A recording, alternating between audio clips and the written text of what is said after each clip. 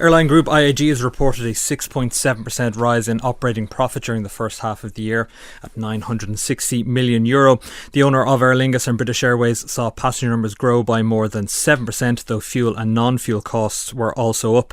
IAG said the second quarter operating profit was 5% ahead of forecasts, which were €914 million. It expected passenger unit revenue to improve for the rest of the year on a constant currency basis. IAG says it's on course to match last year's profit for the full year.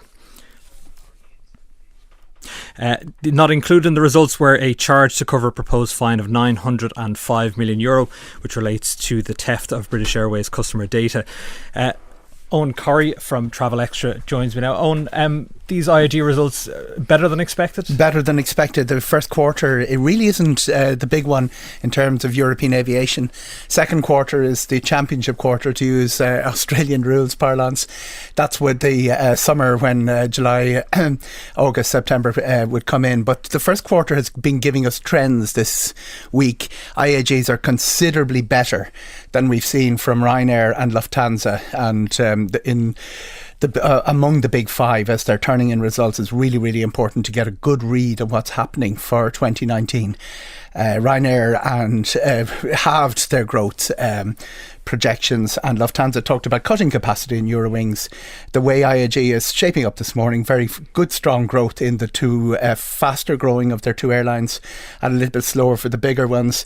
Overall, short haul is growing about 3.5% worldwide, long haul about 7%. If you're not keeping pace with that, you're losing. IAG seem to be keeping pace with that. Can we tell, is this adding passengers, or are they just charging passengers more money? A little bit of both. The yields have been really, really badly hit out of Britain. IAG more susceptible to that than Lufthansa or Air France, KLM, or indeed Ryanair. What happened really was there was with the slowdown in consumer confidence before the anticipated Brexit, which was the original date was March. The advanced sales began to crash, when began to tank out, and airlines responded, as the airlines always do, by incentivising with lower fares. You would have expected that to have impacted right through to the first quarter to IAG. Seem to have done a little bit better than that. They've been managing very well. They've been carefully managing their capacity.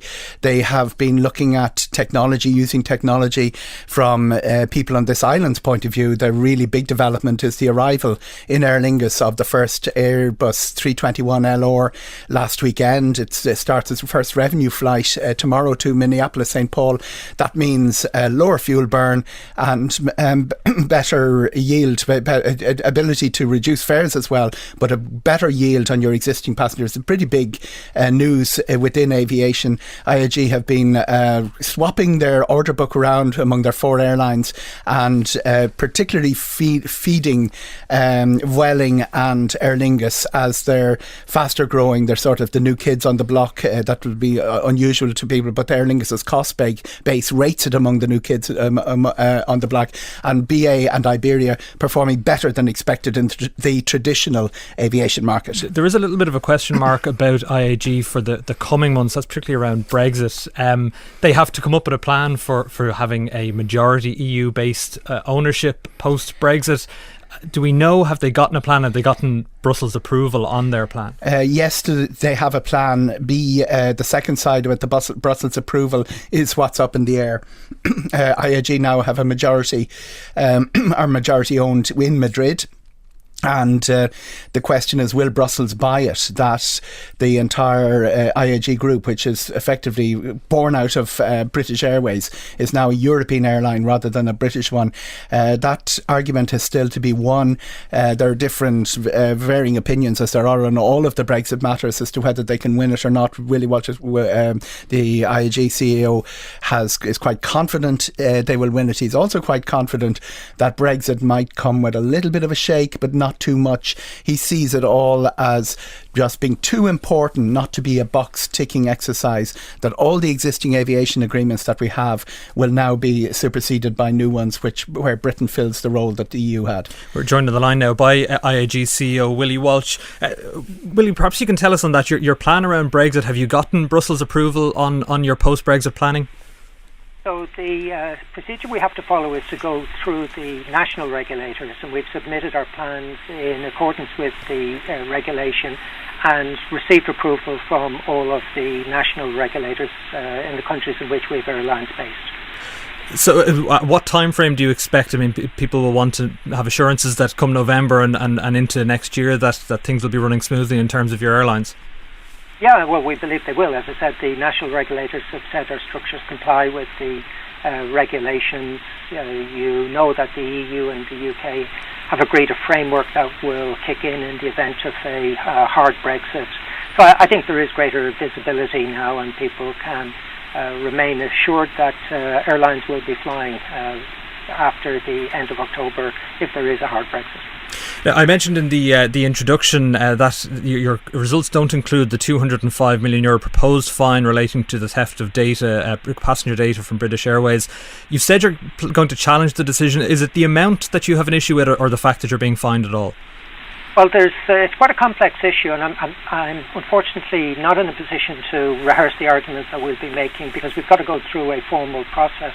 And the first part of that is for us to make representations to the ICO in terms of why we believe the fine is inappropriate. And then in the event that there's no agreement at that stage, there is a lengthy appeal process which we will be going through, and it would be inappropriate for me to comment on that before we've actually made those formal representations to the ICO.